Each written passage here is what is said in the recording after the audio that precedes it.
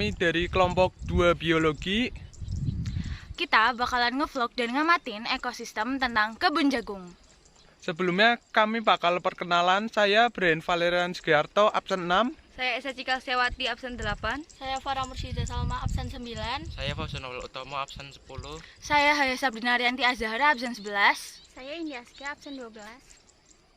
Nah, lokasi kita kali ini tuh ada di Ladang Jagung, tepatnya di Desa Pacul, Jalan Soka, Kabupaten Tegal, di depan SD Muhammadiyah Pacul.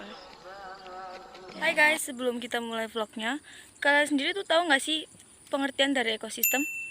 Ekosistem adalah sistem ekologi yang dibentuk dari hubungan timbal balik antara makhluk hidup dan lingkungannya. Contoh ekosistem yang pertama yaitu ada ekosistem darat. Ekosistem darat terdiri dari gurun, padang rumput, kebun, dan sawah. Yang kedua ada ekosistem perairan. Jadi ekosistem perairan itu contohnya seperti hutan mangrove, kolam ikan, pantai. Nah, dari contoh-contoh tersebut masih ada banyak lainnya. Tapi di belakang saya ini ada ladang.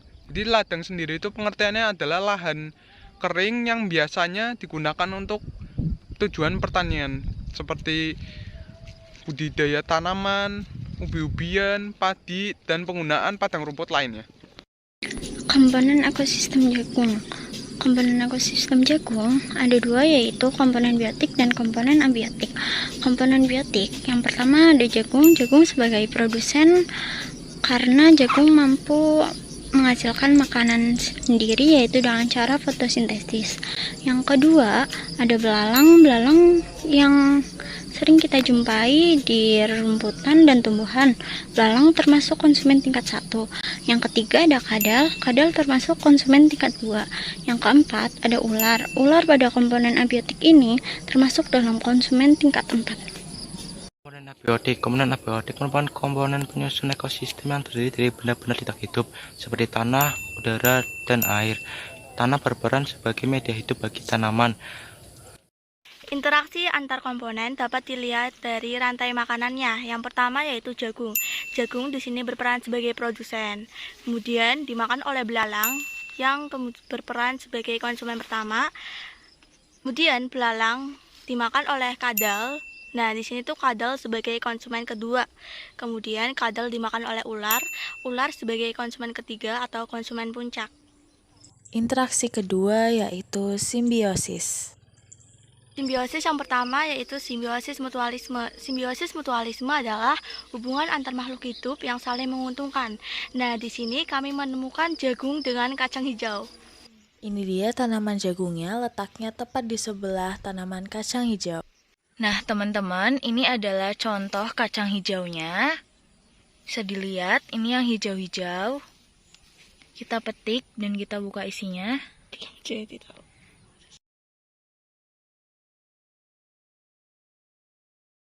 Kacang hijau ini letaknya tuh persis banget di sebelah ladangnya.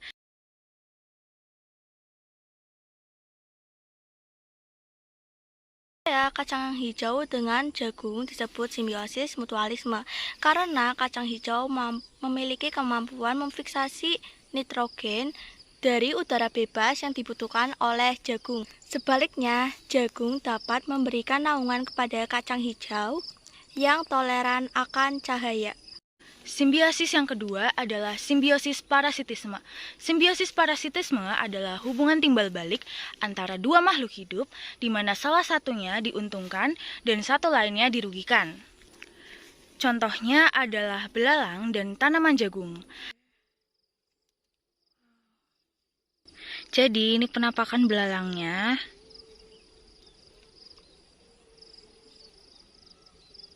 Dia biasanya hinggapnya di daun.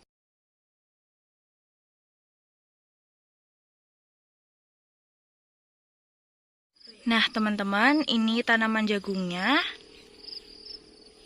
Bisa dilihat. Nah, kenapa ya belalang sama tanaman jagung termasuk simbiosis parasitisme? Belalang diuntungkan karena dia mendapat makanan dari memakan daun tanaman jagung. Sedangkan tanaman jagung dirugikan karena daunnya dimakan oleh belalang, sehingga akan berpengaruh pada hasil akhir saat proses panen nanti. Nah, teman-teman, kesimpulan yang kita dapetin setelah kita ngamatin dan observasi dengan ladang jagung di belakang kita ini, simpulan yang kita dapat adalah ekosistem merupakan komponen penting yang ada di dalam kehidupan di bumi ini. Di dalam ekosistem terdiri dari dua komponen, yaitu komponen makhluk hidup atau biotik dan komponen tidak hidup atau abiotik, di mana komponen-komponen tersebut mempunyai fungsi dan peran masing-masing yang menghasilkan interaksi yang saling menguntungkan ataupun merugikan. Nah, jika ada ketidakseimbangan dalam suatu ekosistem, maka akan berpengaruh pada aspek kehidupan manusia ataupun makhluk hidup lain di dalamnya. Sekian vlog dari kami. Kurang lebihnya mohon maaf. Terima kasih teman-teman. Bye.